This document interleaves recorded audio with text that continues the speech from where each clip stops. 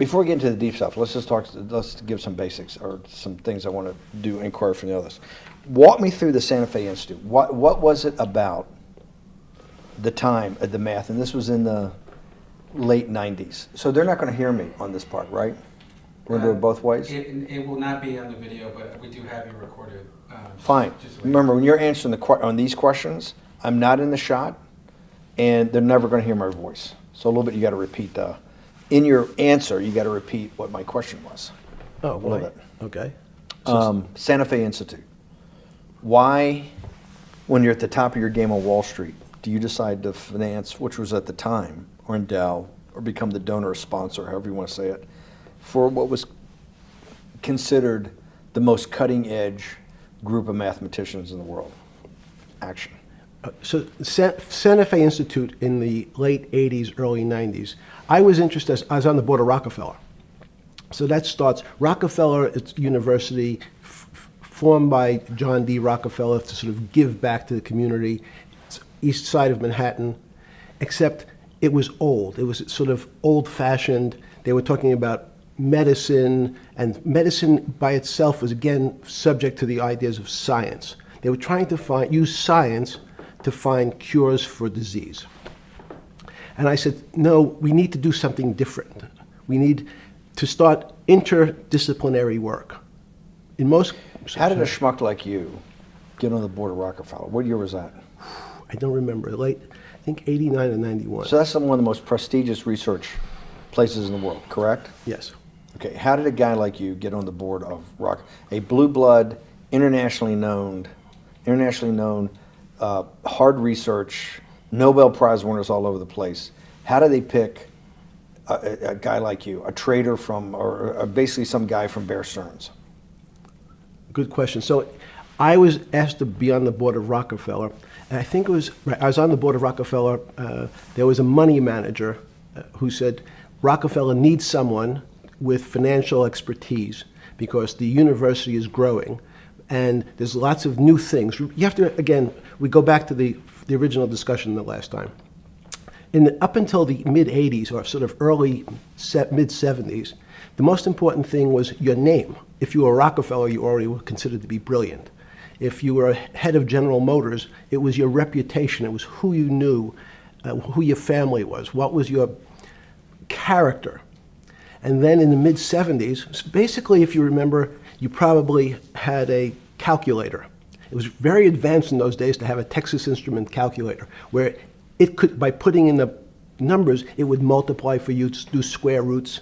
And that was the first, and everyone who had a calculator was already advanced on Wall Street. A simple calculator, almost like your accountant. The most important parts of business were really now going to calculations. So it's not only mathematics, but it's things that could be calculated. Reputation couldn't be calculated. I could give you, are you a 10 on a reputation scale, an 8? What does it mean to have a measurement of your reputation? We'll get to that later.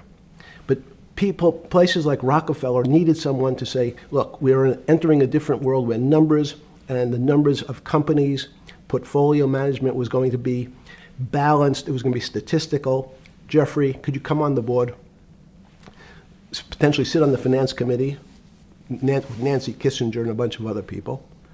And David Rockefeller and I got along very well. He was this unbelievable human being. Respectful to everyone. He introduced his driver as his colleague, not his driver. He would never say, this is my driver. He said, it's my colleague. And David started to explain to me world politics. So David would say, Jeffrey, money is going to be sort of the most important things. People don't understand money. You seem to have this knack for money. I said to David, tell me about your life. What was the worst and the best part of your life? So David said, when I grew up, everyone knew I was a Rockefeller. They didn't know that my father told me he would not leave me a dime. No money. But every time we went out to eat, me and my 5 friends at school, they would leave me the bill. They would expect me to pick up the check because I was a Rockefeller. And he said, I was chairman of Chase Bank. And he said, I remember like it was yesterday, one of the headlines in Time magazine said, David, please fire yourself. So he thought that there was a world that existed that would be a combination of both politics and business and leadership. What do I mean? He formed something called the Trilateral Commission. The Trilateral Commission is some spooky stuff. People said it was something, the Illuminati, there's some mystery about it, people that ran the world. It was politicians, but David said most countries, the politicians get elected for 4 years or 8 years, separate from the royal families in England or in the Middle East. Someone's there for 4 years and then they're not there anymore. The most important people to have stability and consistency would be businessmen. So he formed this Trilateral Commission of businessmen and politicians from 3 major continents. So it was the North Americans, the Europeans, and the Asians. So he said to me, would you like to be on the Trilateral Commission? Now, I was 30 years old, 32 years old. I said, great. And he said, well, you have to fill out this application so they have your bio. And I looked at the list of people, and it was Bill Clinton, former president of the United States, Paul Volcker, every great leader in America, the Asians, the Japanese, and with a very long description of their history. And they asked me to fill in what I would like to have written. And I wrote Jeffrey Epstein, comma, just a good kid, which I thought was funny, nobody else did. So in answer to your question, at that time I recognized around the world that monies and currencies were not really well understood. But again, it was only numbers. So numbers, and I'll get to the fact that it was bad thinking. Numbers are very good. Are most people that you meet, even on the Trilateral Commission, when you meet most people, do you find most leaders financially illiterate, economically illiterate? Most political leaders don't come out of a background of finance. Most political leaders come out of a background of being popular. So in some of the countries, in some of the African countries, for example, they might have been a military person. They were a general. In some of the African countries, they might have been a disc jockey. Or in our country, they would have been an actor.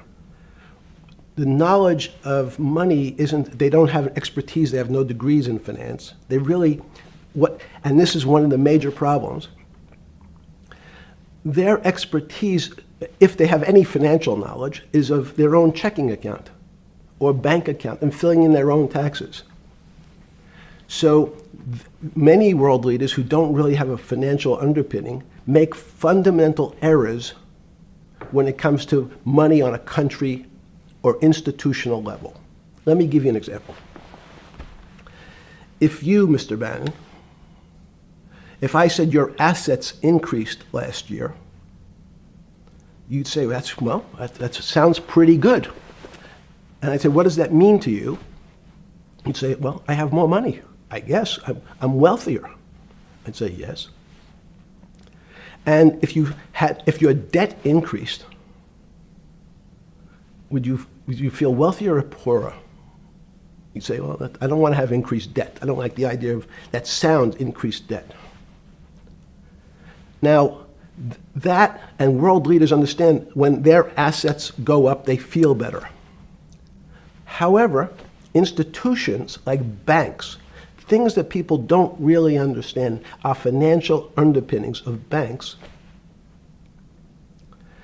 When I say your bank, Mr. Bannon, you have the Bannon Bank, you doubled your assets. Sounds good, but what does it really mean?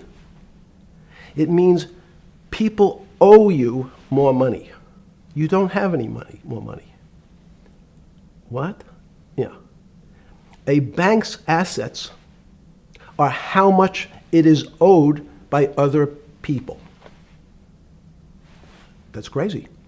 So if the bank goes from $2 billion of assets to $10 billion, it means people owe it an additional $8 billion, but their assets have gone up. So the terminology of assets and liabilities is different for banks. It's not natural. And what most people, and you ask questions about world leaders, there's many people, I think your old boss Mercer understood, there's a fundamental part of money which is called fractionalized banking. And fractionalized banking is something that finance people understand, and the people on the street, and when I say people on the street, that's where I was when I started on Wall Street, would find it impossible to believe. Impossible. Why? Bannon Bank, I give you $1, just one single dollar. In our system of banking, I would say, okay, Steve, I gave you $1. How much could you lend out to your friends? And your natural reaction would be probably something less than $1 because I want to keep something in my pocket. The way our system works is if you as a bank are holding my dollar, you can lend out an additional $8 or $9. No, it's impossible. I only have $1, Jeffrey. We have something called fractionalized reserves, which is if you have 1, you can lend out 9. That's the way our system works. And so not only do world leaders not understand banking, but the man on the street, my father who worked in the park department, it would be beyond his imagination that people could lend out more money than they actually had in their pocket. Next question. But how did this, in understanding that, when you get on something like the Trilateral Commission, you're on the board at Rockefeller, which is the most advanced research. You get brought into the Trilateral, which is the elite of the elite. How, since you're only at that time 30-something years old. 8 years from teaching at Dalton, right? You're a Dalton. No, 10 years. 10 years teaching at Dalton. Yes. Walk us through. I mean, put us in the room. Walk me through exactly what it felt like. What it felt like being on the board at Rockefeller. We got these Nobel laureates, and you're sitting there making decisions, and you start to meet these people at Rockefeller. You start to meet these people at the Trilateral Commission. What did it feel like? It's a great question. So what did it feel That's like? what I'm in the business of asking. Yeah. What did it feel like meeting some of these people like Kissinger or Rockefeller? And those were two extraordinary people. But in general, I think the question, the people on Wall Street, I tell the story, the first day, one of the first days when I was in Wall Street, someone said to me, would you like to buy ATV? And I was looking in the brochure and I couldn't figure out what stock had a symbol of ATV. And when I finally said, well, I can't find it. And they said, what's the matter with you? Do you want to buy ATV? Which is, he was selling hot televisions, stolen televisions from the floor of the American Stock Exchange, referred to in common parlance as the televisions fell off the truck. So I knew what that phrase meant from Coney Island. But what I found was most people, be it in business, in normal life, or in the world leaders, don't really understand money. It is something they think about. They have a sense of what it is. They certainly want more of it. But they also make statements like, we want more money, but we don't want more debt, which just shows a misunderstanding of what money at its core really is. So most people don't, they want to make it, they want to save it, but to understand it intimately is not a normal characteristic. At the first Trilateral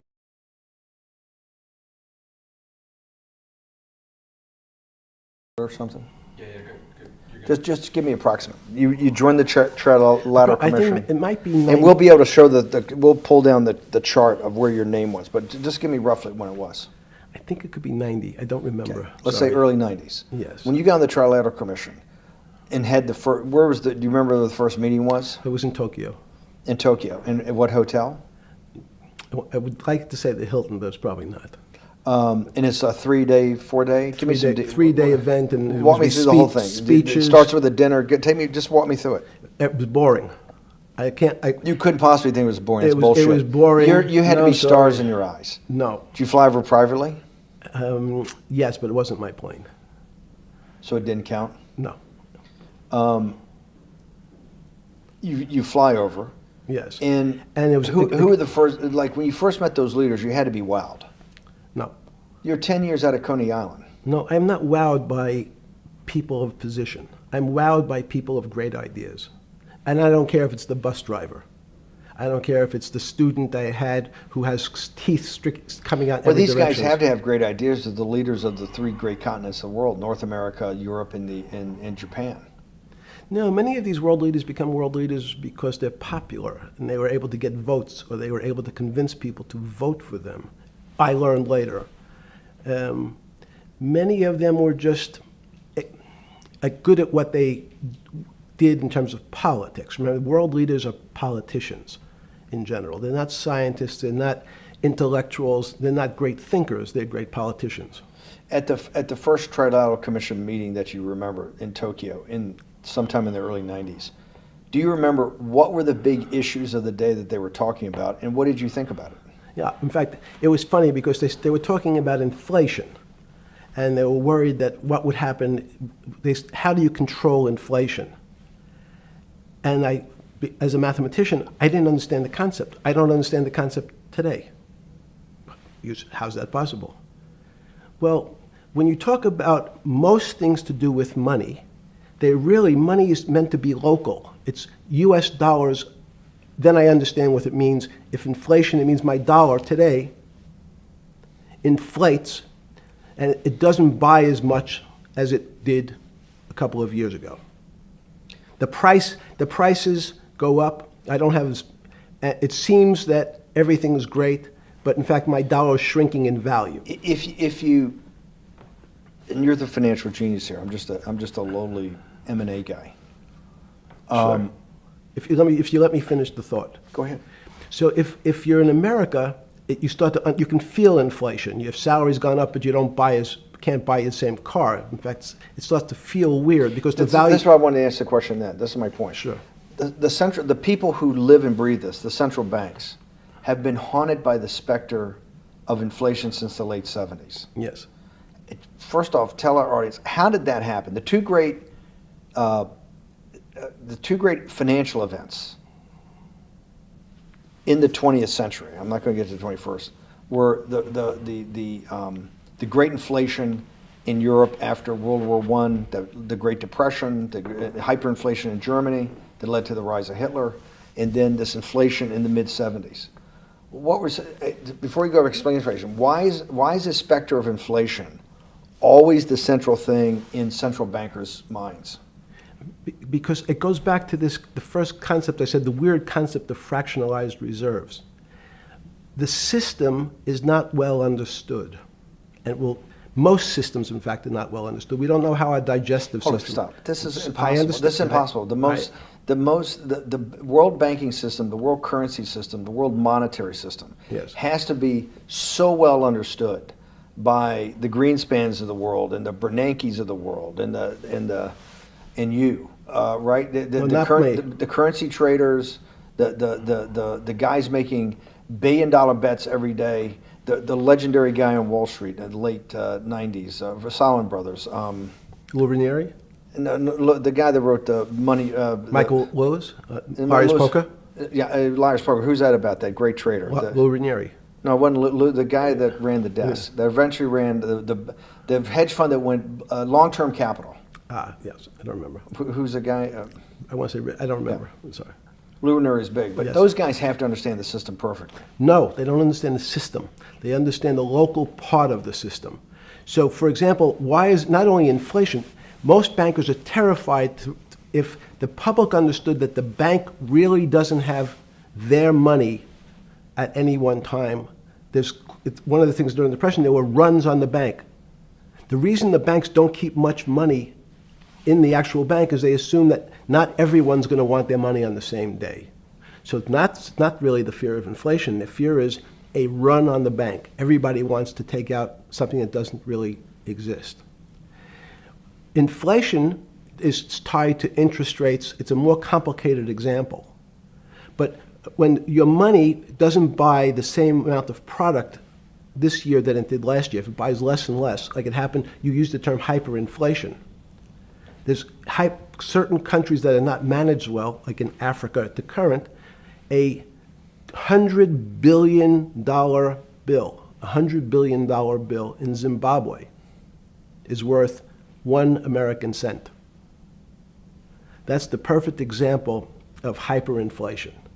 It goes up, it doubles every day. So people are afraid that their value in the system starts to break down. But so if I said to you, does your doctor understand your body system? You'd say, well, I hope so, because I want him to keep me healthy. But you could have a kidney infection, you could have a heart attack, you could have a broken knee. There's lots of pieces of this system. And in fact, when you ask the question, very few doctors understand your entire body. There's a specialist for your knee, there's a specialist for your polynoidal cyst, there's a specialist for your head, and now we have specialists in different areas. So and I'm going to get to your first question about Santa Fe Institute. The world economy and your body are both comprised of little systems interacting with each other and making one big system. This is what's stunning for all the little guys out there, the populist movement, the little guys that haven't had a pay raise in 30 years. They think that these elites, have everything. The guys in the room making the decisions, the party at Davos guys. You're sitting there, you don't think many people today really understand the complexity and really all the moving pieces and how they interconnect to the world's financial system. No, not only don't they understand the complexity, and that goes back to Santa Fe Institute was an attempt of trying to see if there was a way to mathematize, formularize, or algorithmically understand what the term complexity means. That goes back to the original question. Complex systems are complex by definition. But there's not necessarily, it's not one level of complexity. We might say, well, our fingers are complex, the movements, the muscles of our hands, but it's not as complex as the blood system. Now I have a circulatory system. I have systems on top of systems, so that there's no one group of or person that really understands the way the body works. There's no one group that understands the way the financial systems work. You might understand U.S. bond market. Now, you've asked about the trader, long-term capital. That was a bond fund, very small part of this very complex system. So the goal of the Santa Fe Institute was to see, is there a way to get in, somehow understand how complex systems interact? Fast forward, Steve, to today, where Google and these other engine companies, the other tech companies, are trying to build artificial intelligence. The strangest thing that they found, one of the strangest things, is that the systems that they design, this artificial intelligence, which a lot of people have heard about, is they design a bunch of systems. They're called neural nets.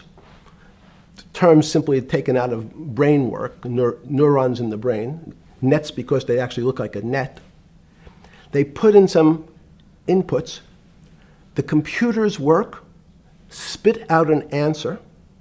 Sounds normal to you. It's because you're thinking about that calculator you had in 1976 on your desk. When you ask the person who designed the system, how did it come to that answer? How did your neural net, can you show me the calculations? They say, no, we don't know.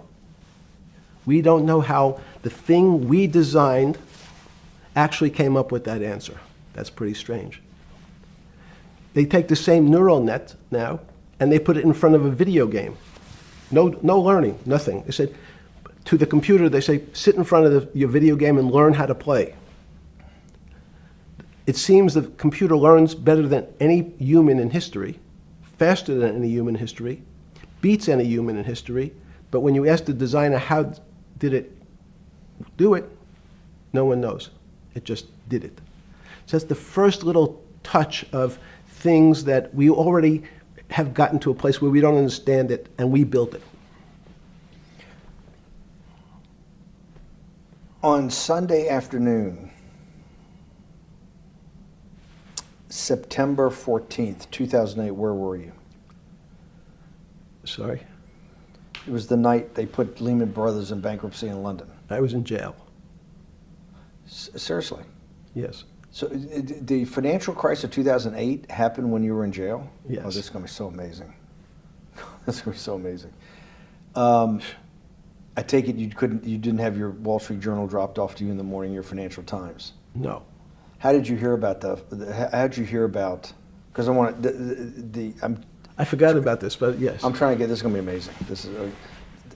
Let's go back and do that again. Sunday afternoon, because I want to find out about people, the geniuses understanding the complexity of the financial system. Because I think the best example we have is the financial crisis, the crash of 2008. Sunday afternoon, September 14th, I think it was, 2008, is when they were working feverishly in Midtown Manhattan at the Lehman Brothers offices and at various law firms around town, and with the Secretary of Treasury and the Federal Reserve, what they're going to do with Lehman. They decided they weren't going to save it. And so they prepared to put it into bankruptcy at the open of the market in London the next day. How did you hear about what was going to happen to Lehman Brothers, and what did you immediately think when you heard that it was going to be put into bankruptcy? I'm glad you asked that question. I was in solitary confinement September 14th. And again, some of the public stories about the wonderful time I had in jail and my work release, which didn't come till months after. I'd been there since June in an 8x10 cell with a bed in the back, a 6-foot bed in the back, a chrome sink with a toilet attached to it, and a little piece of metal sticking out that was supposed to act as a table. Now, since I was in jail, there were no books. Why? There's no library. No library, but you're in jail. No, I was in jail, not prison. So in jail, I was in a place which is called the Special Housing Unit, which is for the roughest, toughest, meanest people. They had put me there, they said, for my own protection. So I was in a 8x10 cell with a little slit in the door where they would serve my food on a tray about 9 inches by 4 inches. And then as soon as I finished eating, they would take the tray and close it down. And one of the guards said, do you understand there's Wall Street's crashing. I'm worried about my pension fund. What should I do? And I said, sorry, Wall Street's crashing? What's happened? And he said, there's some crisis and some companies are going bankrupt. I said, are you sure?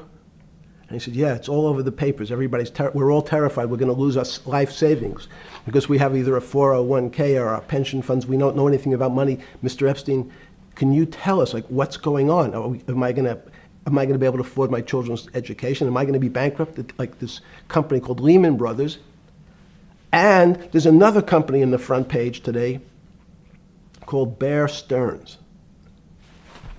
Oh, no, I said. Why? Because that's the company I was a partner in. And in fact, that was a company I had a very large investment in. So, as a great story, I didn't have my Wall Street Journal, but in the early mornings, you're allowed to make 2 phone calls, collect. And when you pick up the phone, you can dial a number, and when the person picks up, they say, you're getting a call from the Palm Beach County Jail. Will you accept reverse charges? And the person either says yes, and the call goes through, or the person says no. The person I had called was Jimmy Kane, the president of Bear Stearns. And I said, tell me what's going on.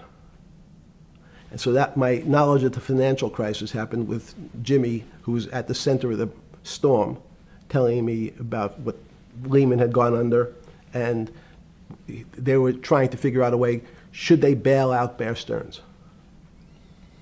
Did it strike you at the time of the mess you had made of your life to be in a situation that you're one of the greatest financial minds in the world, looked at by world leaders and asked your thinking by the most prominent and important people in the world, and here you are in solitary confinement. You got to make a collect call to somebody. Did it strike you at the time how all the threads of your life had come together and put you in a position, or you had put yourself in that position? No. So it never struck you when you had to make one of your 50% of your collect calls that day, you call the president or the head of the CEO of Bear Stearns. The biggest financial event in your life is taking place, of which one, every important person in the world would be seeking your opinion. Number two would be a once-in-a-lifetime opportunity to apply your craft. Number three, it would be a once-in-a-lifetime opportunity to make money if you were smart, and obviously you're smart. You're telling me here, truthfully, that it never hit you at all of how you'd ended up in a place where you had to make a collect phone call from a jail cell that was 6x9 with a steel bed and your food being passed in through a slot. The question you want to ask is, who was the other call to? Okay. Who was the other call to? The other call was to my friend at J.P. Morgan, who was then, I didn't know it at the time, trying to buy Bear Stearns. So at one point, I had two phones. It was difficult because they're afraid people are going to hang themselves with the phone cord. So they don't actually come together and they're pretty short. So I was actually going between two phones talking to Bear Stearns and J.P. Morgan at the same time. So I found it amusing. And it never struck you about how to end up in a situation like this? No, that would be probably means I would be too self-aware. You can't possibly expect me to believe this. I know. I don't believe it. You're telling me that during that day, you never had a moment. You sat there and go, what the fuck have I done with my life that I'm in a 6x9 jail cell when I should be on a trading desk, or I should be in my $250 million greatest townhouse in New York City, taking calls from the king of Saudi Arabia, the president of China, the head of Russia, the president of the United States, to save the world's population from a financial debacle. You honestly expect me to believe that that never happened? You're suggesting I was sort of somewhat depressed, and how could this happen to me? I'm not saying depressed. I'm saying a moment of awareness of how could I get myself into this situation. No, I would just say how strange that this happens. It's strange. I'm wearing a jumpsuit and flip-flops. What color was the jumpsuit? Brown. Brown. Brown jumpsuit. Yes. I notice I don't see you in a lot of brown. No. Brown jumpsuit and flip-flops. Flip-flops, yes. With no access to books, no access to newspapers, no access to anything. You had lived on information. Except my Almond Joy bars. I had extra Almond Joy bars. Did you eat Almond Joy bars and things like that because you're afraid of what the cooks did to your food? Yes. Is that because of that you were in for the crimes that you were in for? No, it was just in fact, I was. Is it because you're wealthy? Yes. How did you know that? Well, people would constantly come if I was passing by or have to go for my medical. People would either ask to borrow money or make some other types of comments about. In the beginning, what were the comments? At the beginning, what were the comments? It serves you fucking rich guys right that you're here next to me. There was nothing about your crimes. No. So all this rumor you hear all the time about people in prison that commit the type of crimes you commit, you're saying in your personal thing is not true. No. It was all because you were rich. Yes. And it was all because they wanted to borrow money. Or get advice. Yes. Where they get advice to go long. Yes. You're telling me is this time to buy? You're telling me in solitary confinement they're interested in going long. Yeah. They want to know what does that say about human nature? Well, what I think that people find, one of the reasons they wanted to keep me in solitary confinement was they're afraid that everybody would want to know which stocks to buy. But what happened was, after this crisis, now it's on the front page of every newspaper. I don't want to lose this day. Sorry. When you first heard that, was it Bear Stearns had been kicked into bankruptcy, 6 months before? No, this is the same time. This is part of the same deal. I thought, no. Bear Stearns, they saved Bear Stearns and didn't save Lehman Brothers. That's right, it. they let 6 months Lehman- before they had bailed out Bear Stearns, but Bear Stearns was still a zombie, A shell of its former a self. former self. But they had quote unquote saved it. They admit. Why did they make the decision in your mind? Why did Hank Paulson in Bernanke what's this concept of moral hazard? Explain to the audience what moral hazard is, and why did they save Bear Stearns 6 months before, and why did the smartest guys in the room decide not to save Lehman Brothers? It's a good question. The real issue is I'd have to go back when you have these systems to the way your doctor responds to any type of emergency in your body. If they might decide to save your kidneys and let your gallbladder go because the gallbladder is less important to your overall system. If at that time, even it's not that long ago, the boogeyman was when said, well, what really happened? Jeffrey, what really happened? What is this financial crisis? And, some of the progressives and the right wing blame it on the banks. It was the banks' fault. And it's the fault of this very esoteric, unknown concept of derivatives. It was really the derivatives that caused this financial crisis because the derivatives got somehow out of control and in the Mickey Mouse. And that was the way you started your road to a billionaire went right through derivatives. Yes. But derivatives were not the cause. Derivatives were not the cause at all. It's like saying your hair was the cause of your heart attack because it was on top of your head. So what when you was fell the down. cause? There isn't, let me say, there's no one specific cause. These are system collapses. So many times when they have to make your death certificate, when you say, well, what did he die from? They'll say heart failure. But if you say, what was the cause of his heart failure? Well, he had low blood pressure, his sugar was high, he was diabetic, he had all these other problems. But you say, no, we need a word on your death certificate. Did he die from brain damage? Did he die from heart failure? That's the financial crisis. Many people said, well, what caused it? They wrote, like on its death certificate, derivatives. But derivatives are not a fundamental cause of anything. Was it Sunday or Monday? I take it was Monday morning when you made your two collect calls and you were talking to Bear Stearns on one hand and Morgan Stanley on the other. J.P. Morgan. J.P. Morgan. That was Monday morning. Did you, Jeffrey, being one of the financial geniuses in the world, did you understand what Lehman Brothers is going into bankruptcy, the domino effect, that by Thursday the financial system would be under such extremis that if it didn't have $1 trillion cash infusion in the United States, it might collapse? Did you know that at the time? Did you view that at the time? Yes. You did? Yeah. Why? Again, I don't want to bore you or the audience with the idea of it's a medical procedure, but you had system failures.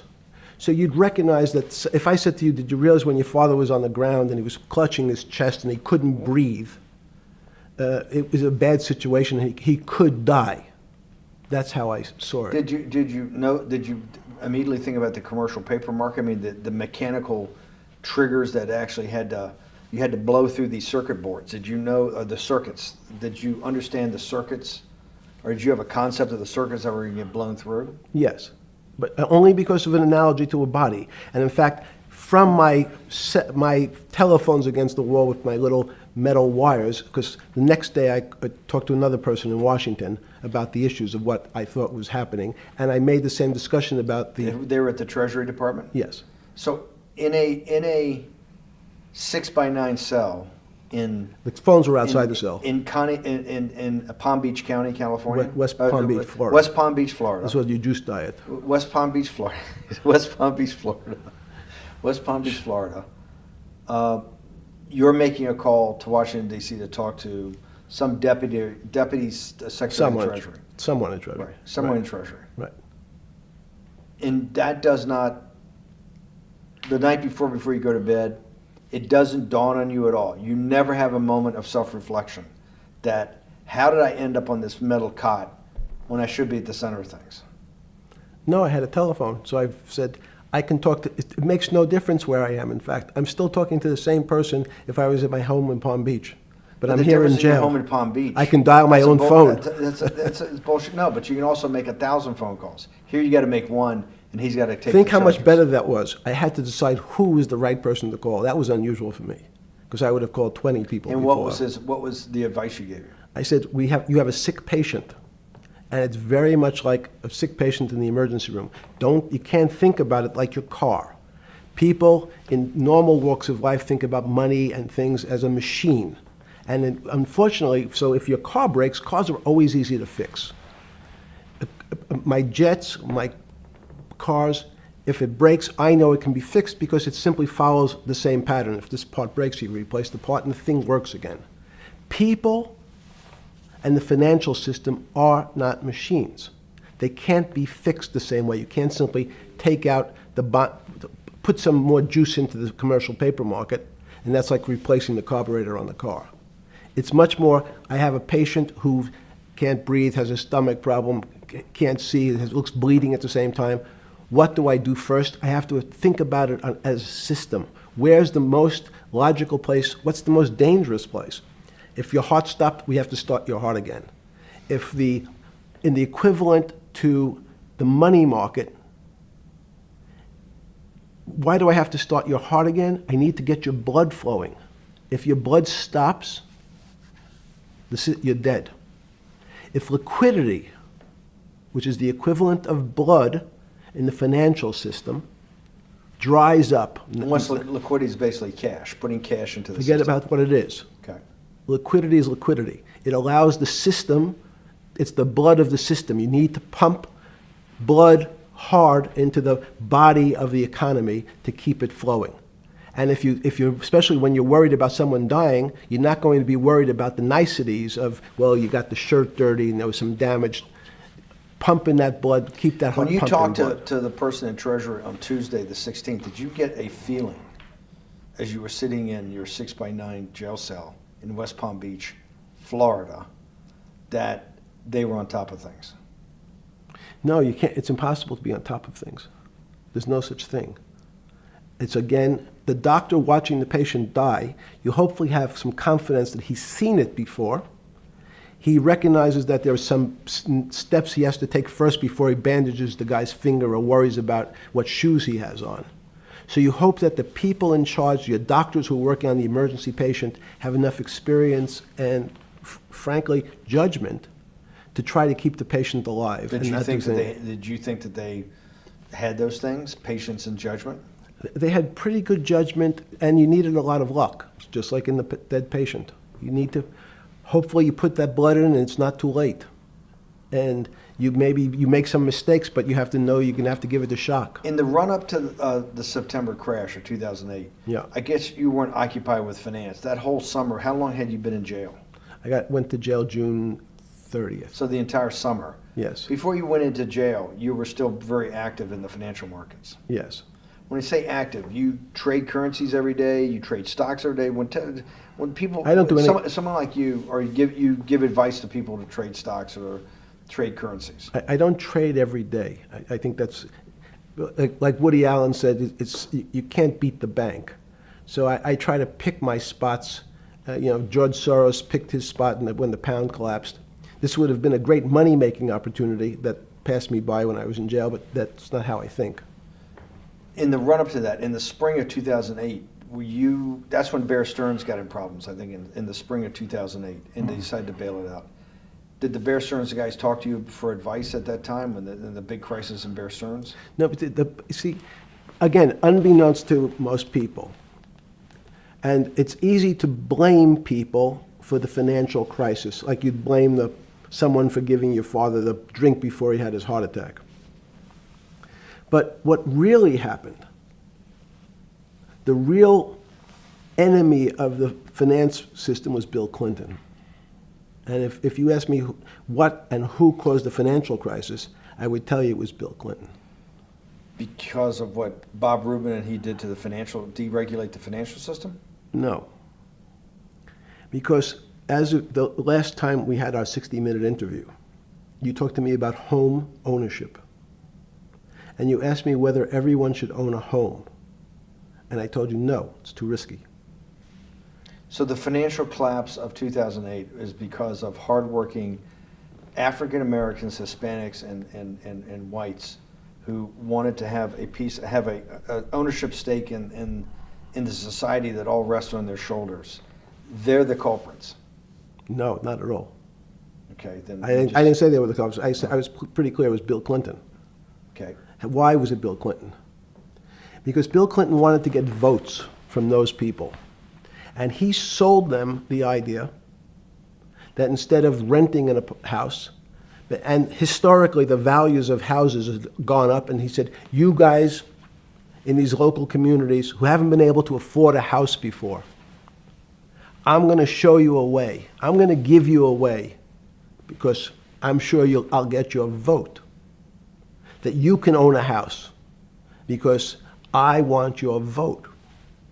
So what we're going to do is I'm going to let you buy a house, Mr. Bannon, when you really, you're right on the border, maybe, or not even on the border. Your credit is not good. Okay, let's be honest. And it's not my fault, it's not Bill Clinton's fault, but if whatever happens, at the moment your credit score or whatever it is, your credit's not good. Now, normally, you come to me and want to borrow money, I'm a bank, and I say, I'm sorry, Mr. Bannon, I can't lend you money because your credit score is not up to where it needs to be. Hopefully, if you work harder and clean up some of your problems, it will be. But no, what I say to you is, I'm going to figure out a way to lend you, not give you. I'm going to lend you money anyway, though you don't have a good credit score. And don't worry, I'm going to get rid of the term that you don't have bad credit. Bad credit sounds pejorative. You don't want to be a person. Sounds judgmental. Yeah, sounds judgmental. So what we're going to do is we're going to call your credit situation subprime. Oh, nobody knows what that means. Subprime. That means prime is good credit.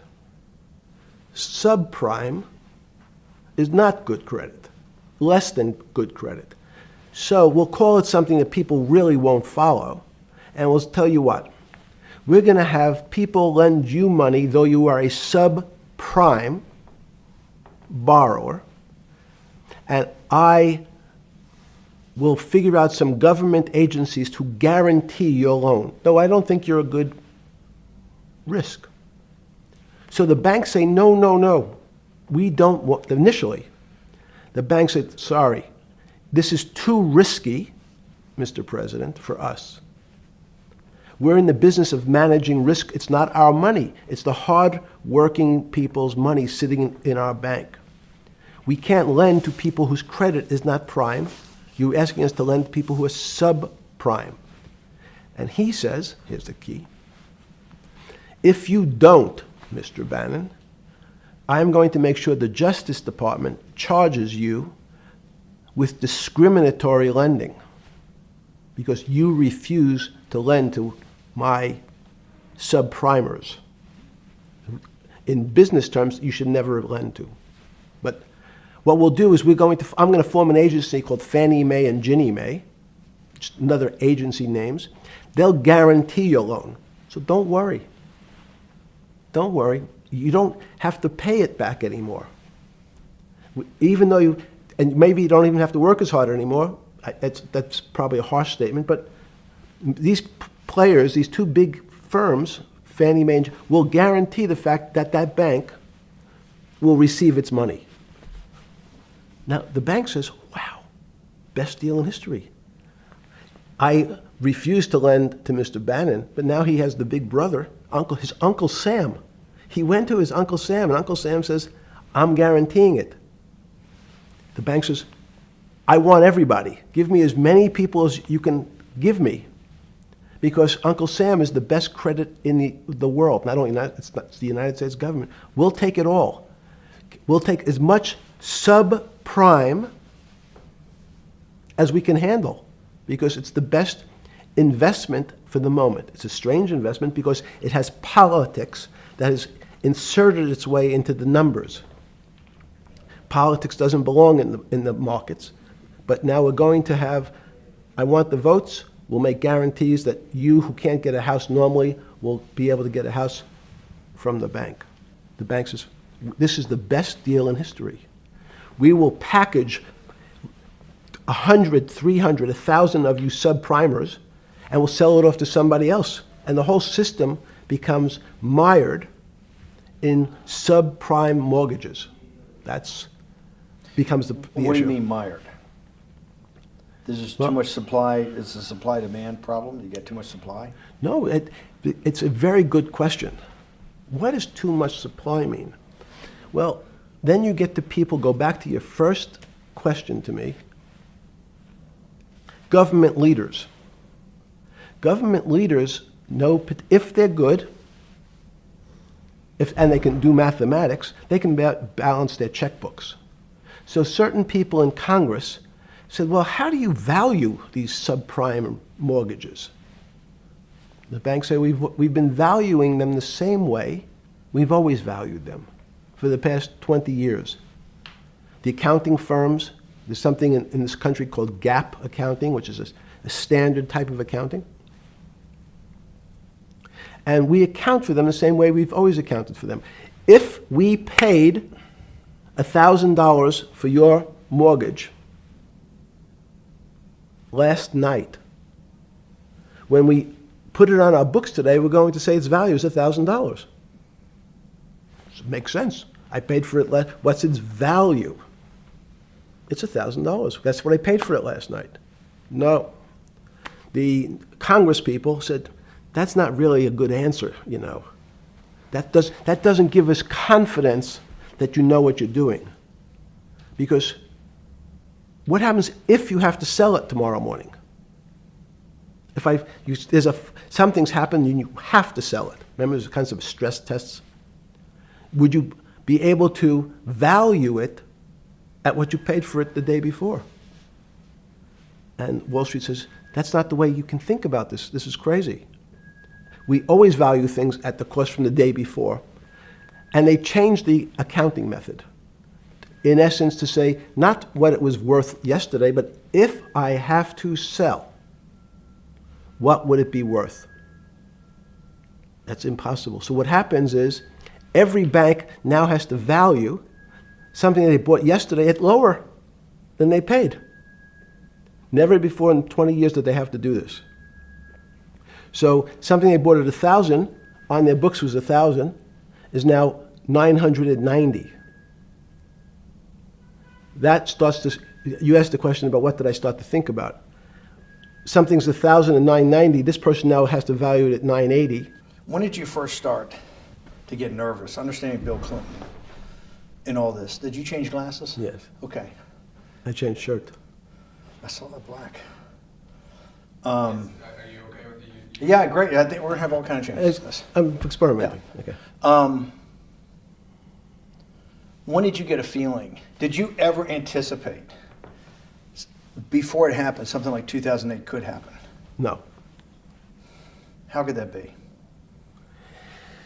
Because it's the word I can beat it to death, is that it's very much like would I anticipate I'll have a heart attack tomorrow? Unlikely. Was 2008 a heart attack or a stroke? Debilitating. It's a better. It was both. But why was it both? Because in fact, as I said, the blood was getting dried up in the system, and the head, which is sort of the central bank, wasn't working. So to some extent, it was a combination. It was a crisis. Did you see that building up over time? It's always been lurking in the background. I mean, if you have an older parent, would you say it's possible? Did you anticipate him having the heart attack today? No, you hope things are going to go better and maybe they'll fix it up. The system was getting too complex, and it wasn't based on derivatives, because what people keep forgetting, and as I was just explaining, Wall Street, and in many professions, including Wall Street makes it sound complicated. They don't want the little guy to understand what they do because they make so much money and they don't do very much. So they couch it in words like derivative and stock options and commodity futures and different types of contracts. It's all fairly, everyone is capable of understanding it. It is not complicated. But Wall Street, because they make so much money from doing fairly simple things, needs to make it more complicated than it really is. We had a very big recession in the early 90s based upon real estate and Japan basically imploding. Let's again, Okay. you had a recession in the 90s. I don't know what it's based upon. It's always interesting to look back and say, separate from there's certain triggers, like in the 70s there was a... What do you think it was based upon, the 90s downturn? It's clearly there was a huge downturn. No, I know there was a downturn. That's what I know for sure. I don't. That's a fact. That's all. Everything else is sort of speculation about why did he have that? I understand that, but Sorry. there's some speculation that has 0% probability of being true, and there's others that have 90%. In the range, when you look at the range of alternatives of what could have caused it in 90, and what I'm trying to do is get you all the way up to 2008. Look, you're the smartest guy in the room, right? You know that. Do you think there's anybody in the world today?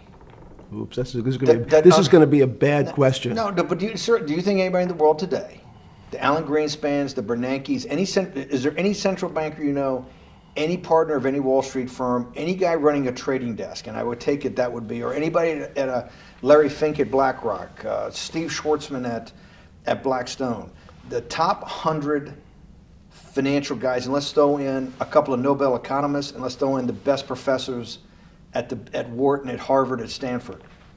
Do you think that there's anybody that understands money or understands the world's financial system as good as you? There must be. But it doesn't come to the top of the head. No. Okay, fine. Now It's that I've gotten that, let's go back to 1990. In that arc from the fall of the Berlin Wall to 2008. Good. We started with the implosion in Tokyo of the Japanese economy, Japanese financial markets. We had the huge run-up in internet stocks, right? We had the implosion of that in 2000. The bankruptcy of Drexel Burnham in 90. Mm-hmm. Implosion of Japan, huge run-up in equity markets for the internet, implosion of the internet in 2000, 10 years later roughly. Mm-hmm. And then this run-up through the Iraq War and all that, the run-up to 2008. Every 10 years, it seems like, we're in some sort of 10 years before the 1990s was the 70s. You sound like an astrologer. Okay. And not a financial person. You're supposed to be a mathematician. It just seems to me a pattern of every 10 years. That's misleading. That's exactly right. Okay. Because people like to see patterns. People like to see patterns where there are none. So a pattern of a financial crisis every 10 years is just in my mind. Yes. Long-term capital that had to be bailed out back in the late 90s when everybody panicked. And that wasn't that bailout today would look small, and it was $5 billion or was $30 billion. Businesses fail all the time. But long-term capital, the Federal Reserve stepped in. But I'm saying people go bad. Things go bad all the time. Yes, you're correct. The audience is watching this, the little guys, they go bankrupt all the time and nobody gives a shit. You know why? They're a little guy. But when long-term capital management goes bankrupt, or Bear Stearns goes bankrupt, or Lehman Brothers goes bankrupt, people care because it's an unfair characterization. Why do you say that? Because again, it's the complexity of the situation. If you think about you have a complex system. You have your body. Now, in fact, the little guy is my finger. This is. And Bear Stearns is your heart. That's correct. The banking system is my heart. The system, I can't risk my because remember, it's not only my. You haven't been able to name. Hang on. You haven't. Hang on. No, hang on. I was trying to hang. I wanted to see if the hang on worked. No. You haven't been able. You're not good enough yet. You're like junior wizard trying to do it. You haven't. Yes. I'll say, since we can't name another guy that's as good as you. There may be a couple out there. You're not bragging. You're humble. It had to be sometime. Please tell me there was some time before you went to jail and basically got cut off from daily information in the summer of 2008, that you started to get very nervous that this complex system, that something was deeply wrong? Okay, first, let's go back. When I say no one understands the system better than I do, it doesn't mean I You always understand. sound like a doctor. You're afraid he's going to get sued for giving a thing. Yes, you're not, no. gonna, you're No, not no, taking no. on any liability. There's no contingent liability here for yeah, your no, answers. no. But the word understand is the problem. Okay. I don't understand the system. So I don't understand the financial Will you system. please stop? You cannot sit here and Yeah, tell no, me. no. What we just went through, I'll go through again. The hedge fund managers, the money managers, the central bankers, the commercial bankers, the heads of the investment banks, the heads of all the trading desks, the top economists, and I'll throw in the business school lecturers at Stanford. Of all the top 200, 250, you can't name at the top of your head the guys are at least at your level. You have to understand it somewhat. No. Sorry. We all don't understand it. No one understands it. It's a miracle. It's that's part of the problem. It's impossible to understand. That word understand simply means if this happens here, that will happen there. It's predictable. Understanding means it's predictable. It's not predictable. That's the problem. In complex systems, that was the fascination. Is there a way to tease out some level of predictability? So even No, in fact, you would ask the question, it's a great question, which was it a stroke or a heart attack? Now, most people don't know that before they were going to have a stroke, they had a stroke. They just have a stroke. Do they understand why? In hindsight, you go back and you can make lots of explanations. It might sound good, and if you're talking to the working man, you're using language that he'll never understand. It's complex, so he, just like going to his doctor, he says he has a gastrointestinal problem, or he has diverticulitis, as opposed to saying, you had a stomach ache, you ate bad food. People don't like to say it in normal, everyman terms.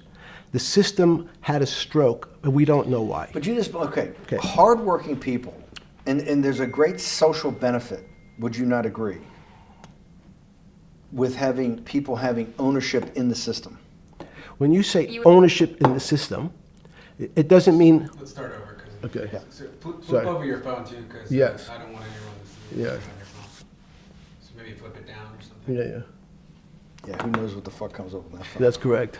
We don't want to send you. KSA. I can't not believe I've got the magic moment when you're in fucking prison or jail, wherever the fuck it is, It's in crazy. solitary. Now, there's a funny part to that we missed, which is Oh, said. go ahead, tell it. The funny part is Yeah. what you asked me. Is there anything funnier than that? No, For black humor, I don't make any black comments. Sorry. You asked me what I was wearing. That's right. You're too wrapped up in the Me Too movement. Yes. So I was wearing a brown jumper and a brown pair of pants given to me by the jail with the word trustee on the back. Because you had qualified to be a trustee? Well, the funny part was it was spelled Trusty. So I wasn't really sure. I'd been a trustee in many different operations, but it was the first time it was actually printed on my back and spelled incorrectly. Probably had a higher level of being a trustee at that than you had at all the boards that you were trustees, right? Yes, right, because as the trustee meant you get two devices to clean your toilet as opposed to one. Yeah, but it also meant that you had some sort of personal fiduciary own responsibility for oneself, right? In the jail? You mean? Well, that's what being a trustee is. That's where they give you two. Yes, you get two cleaners. Yeah. I was a trustee in the jail because I was able to teach some of the kids to help them get their GED. So that's how they gave me a trustee job. There's no time. I got to go back to this because I'm like a dog with a bone in this thing. Yes. You can't. There's something deeply fucked up with you. At least something. Well, we know there are things deeply fucked up with this. You will get through in this film, Right. but you cannot possibly sit there, knowing that you came from nowhere, knowing that you went to the very top of what is considered outside of science and maybe physics, the thing people most admire because it's like alchemy, understanding high finance. To sit there in what will be the defining financial crisis of our time, like Black Friday or Black Yes. Monday, whatever it was, in the Great Depression, and be there at that exact moment, triggered in part by a firm that you used to be a partner in and knew intimately well, and it created much of your initial net worth because of, and know that you couldn't, someone who lives on a phone, right? Yes. Because you do live on a phone, right? Correct. You had to make just 2 collect calls. You cannot tell me sometime during that day you did not have that conversation with yourself of how the fuck did I do this to myself to put myself in West Palm Beach in a 6x9 cell with a metal fucking bed with a brown shirt that said trustee spelled wrong. So did I find it amazing that I was there? That's a Not better- amazing, and I don't want to say it was not funny. Oh, I thought it was. I wasn't funny. Right. But Not amazing. no, it was incredible. Incredible in what way? This- Incredible, like how do I do this to myself? No. It's as incredible as me sitting here in this house. They are both just 2 sides of the coin. That's how I think about it. That my life today is incredible. Do you consider yourself a stoic? No. I consider myself a hermit. Stoics are not very happy. Being a hermit then, being in that 6x9 cell, being in the cell qua the cell was not the problem, right? Correct. What was the problem? The eating the almond joy bars. Because you couldn't eat the food. No, right. And but remember, my life is. Did that ever strike you that I can't eat the food because somebody might have done something to it? I gotta live off an almond joy bar, 1 a day or 2 a day or whatever. How many ever sneak in a day? No sneaking in. Your 1 almond joy bar, it did not hit you at some time? How the fuck did I do this? No.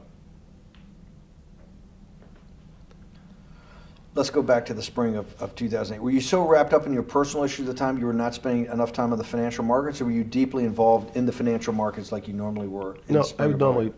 I was involved. So we're saying that the smartest guy in the room didn't see it coming. No, of course The not. bankruptcy of Bear Stearns, you just thought was a Bear Stearns problem. You didn't see it as systemic. I know you keep harping on it, but it's not. Because you're a mathematician and understands systems. I- It seems that anybody that understands that they had a systemic problem, you at least be the first on the early search radar. If you're not going to see it, then I'm really afraid, because that means that I always assume there's at least a set of guys out there that have some sort of sense that something's not right. Imagine the guy who has a stroke or had the heart attack. When you ask him, did you feel funny the day before? He's going to tell you, yeah, I didn't feel right. Something was off. I didn't feel right. I had my stomach was right. I felt a little dizzy. I felt a little weak. But if you asked him that day before, do you think you're going to have a heart attack tomorrow? He'd say, no, I just feel a little weak. I'm a little dizzy. My stomach hurts. So these systems, and that's the issue of complexity. What complexity says is that, in fact, everything seems to go along, and people have seen it. One of the great examples of complex systems is sand dunes. In fact, the sand keeps building up. People have seen some, and all of a sudden, one more sand drop, and all the sand starts running down the hills. That's the way I see the financial markets. When you funded Santa Fe in the early 90s or late 80s? I believe it was early 90s. I can get back to you. But early 90s, Santa Fe was funded for the study of complexity theory. It was studied with math. So let's back up. So why did I buy a ranch in New Mexico in 1993? So that gives you some sense. So I would have funded it in 1990. Los Alamos, which was the high energy lab up in New Mexico, was losing all its scientists. And They were Los closing- Alamos, it was where Oppenheimer and where a lot of the nuclear weapons program, the bomb. That's where the original bomb. Manhattan Project. Manhattan Project Yes. was Yes, sir. as Los Alamos, and you bought your property out in New Mexico to be near that? Yes, because the scientists were going to be, they cut the funding for high energy physics. But the people who worked in Los Alamos would still be in the Santa Fe area. They cut that because this was the Cold War dividend, right? I don't remember exactly why. It was because, again, people thought that physics and high-energy physics really wasn't that important. Because that was about nuclear weapons. No, it was because they decided, which may be not right, this was the same time that Murray Gell-Mann came up with the term quark, Q-U-A-R-K. He picked it out of an old poem, the word quark. But it was mysterious. So they were starting to understand in the 90s that our world of the physics world, there was things that were just unexplainable. They called it strange things. You gave it a name. You gave it some characteristics. You called it had charm, was one of the terms. It had a charm. It had a flavor. It had a color. But no one, Mr. Bannon, understood what it was. Just like the financial system. And you wanted to investigate that. I wanted to see if we could build tools so others smarter than me could help investigate it. And that was the beginning of your concept of the Santa Fe Institute. Yes. And Santa Fe Institute was founded to do study in this type of... Can these areas of strange things be described by some form of mathematics? So that's what I'm trying to get at. The foundational thought, the organizing principle of Santa Fe, yes, in the high physics lab at Los Alamos, right, which had been the headquarters of Manhattan, and the Trinity Project, right, the bomb. Yes. So you're talking about the elite, the high priest of physics. Of physics. Yes, sir. Which high priest of physics, some subset of that is also mathematics. Yes, they're both similar. Project out. One of the tools you want to do is to make sure that in this complex system, the finance system, I'm doing a lot of this for philanthropy and a lot for the good of mankind, but also to be able to understand this complex system, the most complex outside of maybe our body, of the financial world. Yes. Did they create tools, or were you smarter in then the mid-aughts, 15 years later, than you had been then because of work that was done at Santa Fe? No, it was great. But in fact, most of the money, most of my philanthropy in the area of can you describe things that appear to be unexplainable by mathematics, and can you fund people who have new ideas?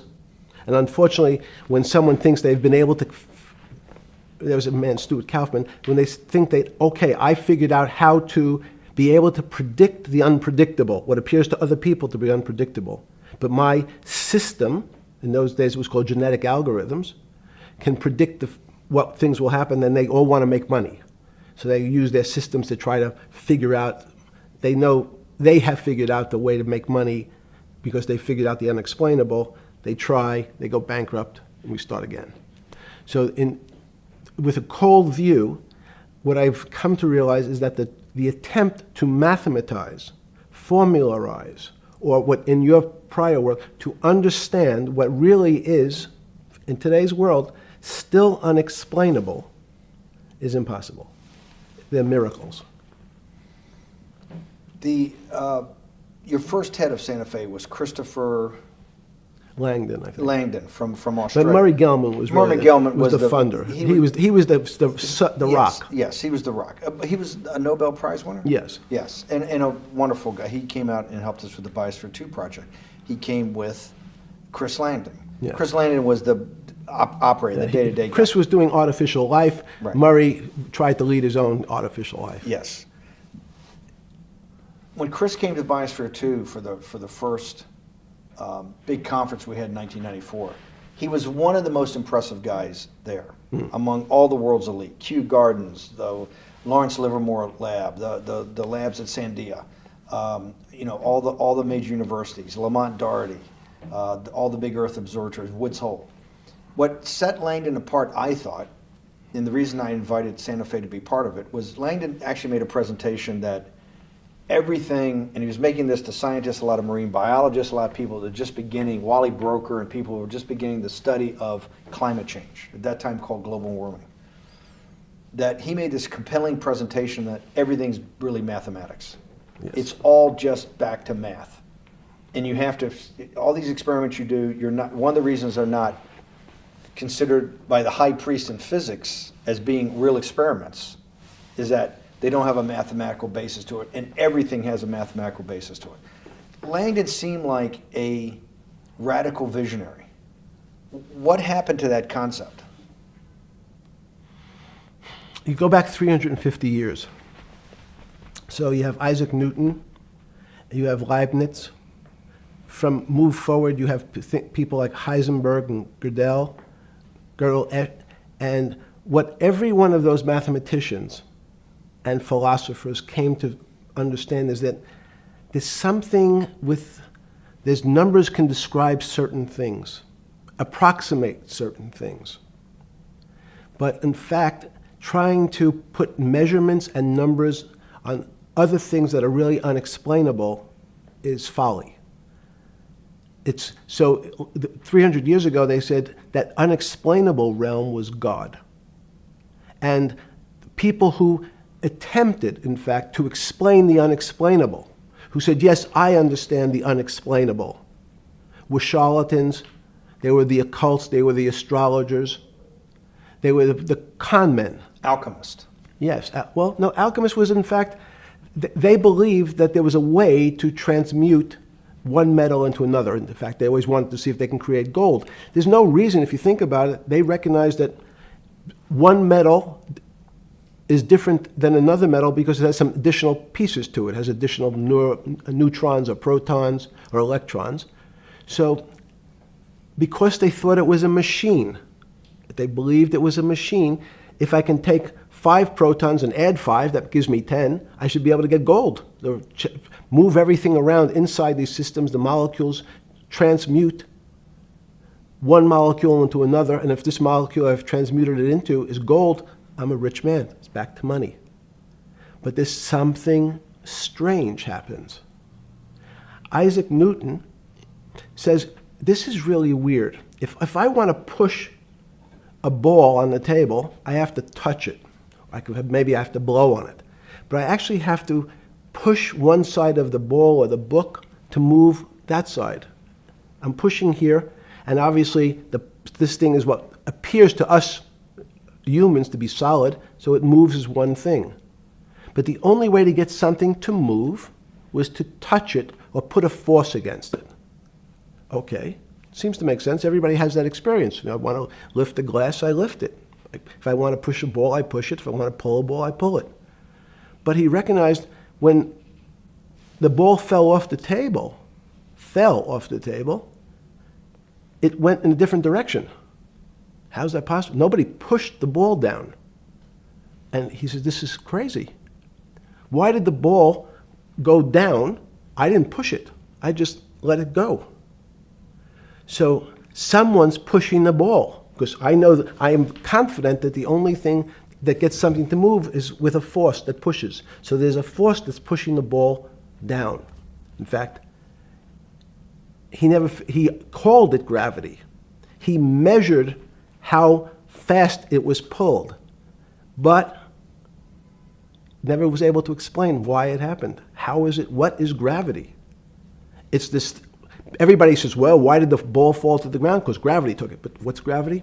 That's, as Feynman would say, that's the name of the thing. We have no idea what it is. This goes to Santa Fe. They were trying to explain the unexplainable. Can we measure?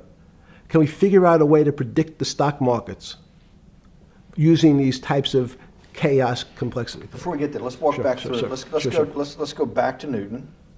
Sure. Pre-Newton and then Newton. What did Newton solve that for millennia up to Newton had not been solved? And then I want to go forward all the way to Santa Fe, what they were trying to solve. Let's start with just 2 or 3 of the basic guys, but let's go with Newton. What pre-Newton, it was what? And then why is Newton such a genius? In such a, in the, I think mathematically they told me one time, I've seen there's been 115 billion people roughly that have lived on the earth. And of that 115 billion, Newton. Are you sure that's a number? That sounds a lot very high. We only have 7 now. I think in the history of the earth, I think I'll pull up the stat for you, but I think it's 115 billion people. They figure that probably is inflation. That's why you have lived on Earth. But he's one of the handful of the most important. What did he solve for? Why is he so important for how we live today? And then we want to go through Leibniz and the other, two or three other major ones to get us to Santa Fe. Well, it's a long journey. This is the heart of what we're trying to do. Let me take a bit of a detour Okay. just a second.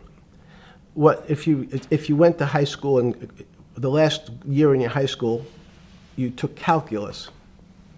So Isaac Newton sort of invents calculus. Well, that sounds invents, mathematicians. To torture seniors in high school before they graduate. Yes, but obviously, no, yes, the answer is yes. Certain people could never do calculus. Why is that? Why is calculus why is that the dividing line between, to me, people who can handle that and can go on to do certain things, and people just hit the wall, even if they know math? It seems to me that that calculus is the thing that changes. It bridges. That's because it's about the theory of change and the theory of how things change. It's a great question, but in fact, what calculus does is it's somewhat philosophical. That's why mathematics is Newton wasn't a mathematician; he was called a geometer. That's what they used to call themselves. They understood geometry and numbers. But there's an old conundrum where it says during Pythagoras' days, Zeno's paradox it's called, where they said, well, if the wall is 2 feet away from me, and I take one step that's halfway to the wall, that'll be 1 foot away, and if I take another step that's half again, that'll be half a foot away, and then a quarter of a foot, I could walk forever but never touch the wall. Doesn't sound realistic, doesn't make any sense in our real lives of the physical. But what Newton understood is many problems were like that. Many things approached the wall, or in calculus, approached the limit, but never really reached it. So he said, it's okay, you don't have to reach it. We can do lots of the mathematics as if it was so close, it was almost there. And we could do lots of mathematics almost being at the limit. And this is really important, Steve, for today. Because most of the science up until today was things that are starting to approach the limit. You were taught in high school that if you had 1 divided by 0, if you remember your high school algebra, you were told, what's the answer to that? Is there an answer to 1 divided by 0? No, if you were in high school, I'd say, stay away from it. It's the boogeyman. You could write it down as it's undefined. It's not able to be determined. There's a bunch of things. But in fact, 1 divided by 0 is a strange things happen. It's a world of the strange. And what I'll explain to you after is that when you get 1 divided by 0, you get into a world we don't know what happens. The answer is it's not explainable. We can call it things like undetermined. We can have a convention to say it's X, Y, or Z, but in real life, we don't know what happens when you are actually at the limit. So Newton thought the same concept is that the limits were God. You got close to God, but you can never be God. He had this sort of religious interpretation. Okay, I want to go back to Newton. Why is Newton such a big dividing line in mankind's history? What is it about Newton? What is it about what he tried to solve? What did they not know beforehand? And because we live to a degree in a Newtonian universe, although I realized later subparticle atomic physics, but at least for a while it was Newtonian. So what's the dividing line? Why is he so important? Why is he an inflection point in mankind's movement from the swamp to the stars? It's a great question. Stars were by Kepler. What Newton starts to allow us to do is to make accurate predictions. Remember that we've talked about that with money, about the things in our physical world, how cars, he didn't have cars, how horse carriages moved, how bowling balls moved, how pool cues and pool table balls. Had people tried to solve that before Newton? Many. Tried it? Heraclitus or Plotinus, Pythagoras had these greats that we hear about. Had they tried to solve the same problem? Not the same problem. They tried to again, what Pythagoras does, he starts to figure out this relationships in triangles. For example, everyone knows the a squared plus b squared is equal to c squared. That Pythagorean theorem, which is basically says these shapes in a triangle, each side of the triangle has a fixed relationship with the other two sides. That's strange. He knew, again, but it was all numbers. This was a system of things in the physical world, and Pythagoras says we can start putting numbers on things that help you predict how they will behave. You can add two triangles and make a square, some different shapes. They were looking at geometric forms. Newton says, well, I want to know how planets move. I want to know how things around me move. Can we find formulas? Can I find formulas that explain what I see in the physical world, how physical things interact and how they describe one another? Again, the fact that two things, two solid masses, for some very strange, unknown reason, unknown today, attract one another, no matter what they are. People have seen the experiment. You hang something, two little metal balls from a string, and they move towards each other. In fact, they move towards each other was very specific. So when you drop the ball to the floor of this room, Newton says, in fact, the room came up a bit to meet the ball. The room moved. It's imperceptible. You can't really perceive that motion, but they attracted each other with certain ratios. So he started to be able to measure things in the physical world. And that was great advances. It also, now you wanted to move very quickly. Unfortunately, most people, especially in the 20th century, 19th century, said, well, like Newton, let's measure everything. Let's measure people's behavior. Let's measure their psychology. Let's measure their health. You go to we could have my blood test. Let's measure everything. We measure Wall Street. Their voting habits. Measure, measure, measure. Can we put a number on how much I care for my wife? Can I put a number on how I feel? And we tried, unfortunately, we try to mathematize the finer things in life, and then recognize that there's things that, unfortunately, just fall outside. Schrodinger wrote a very famous book about what is life. He was trying to figure out a way, can he describe the difference formulaically between things that are alive and things that are dead? The answer is no. The things that are alive in my world are miracles, not magic. Magic has a bad connotation, trying to hide things. You don't believe in the spirit or the soul? That's what animates people, is your spirit or your soul. Have you ever seen someone die? When they die, their spirit leaves. Their soul leaves, no question. So There's no question to you about no that. question. There's no question to you that there is some animating life force within us that leaves when you're dead. Yes, in fact, I refer to the soul. This obviously is certain. The questions in the past, even because during people would normally think you were soulless. So, thank you. But have you talk about you actually believe in it, and have done some thinking about it is pretty shocking in its own right, isn't it? Well, again, mathematics. Leibniz thought. So, Newton was at Cambridge, and he was the head of the math department, right? He's a professor, essentially. Yes. But Leibniz, was Leibniz a German professor? Yes. But what Leibniz said is, the soul is so strange, because God took chemicals, which is simply the material, like tables, and he somehow made this material able to have a thought. How strange is that? Not only does it have a soul, but some way it was put together that this material substance is able to think. So when you say to me, it's obvious to everyone that there's such a thing as a soul.